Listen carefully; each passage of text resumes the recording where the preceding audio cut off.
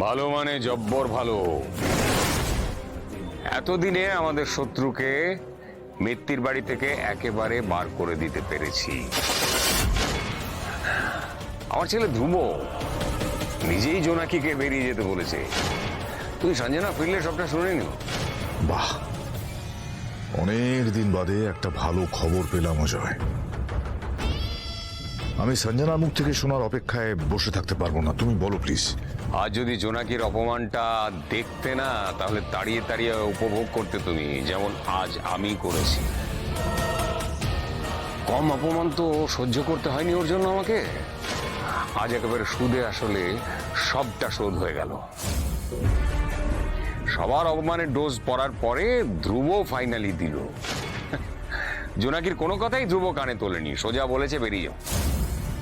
আর তোমার ফ্যামিলি মেম্বাররা কিছু বলেনি, বিশেষ করে সুধাচরণ মিত্তির?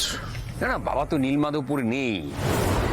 আর বাবা ফিরে এসে চাইলেও জোনাকিকে ফেরাতে পারবে না, কারণ এত অপমান সহ্য করার পরে মেয়েটার এ মুখও হবে বলে আমার মনে হয় না। আর বাড়ির যারা যারা ওকে আটকাতে চেয়েছিল সবার মুখ তো ধ্রুবই বন্ধ করে দিল। ওয়েল ডান অজয়, তুমি তোমার পার্টের কাজটা করতে পেরেছো, এবার বাকি কাজটা আমায় করতে দাও। পথের কাঁটাকে একেবারে পথ থেকে সরিয়ে দেওয়ার ব্যবস্থা যে এবার আমায় করতে হবে। একবার না জানলে আমি বাড়িও ফিরতে পারবো না। I'll have to wait.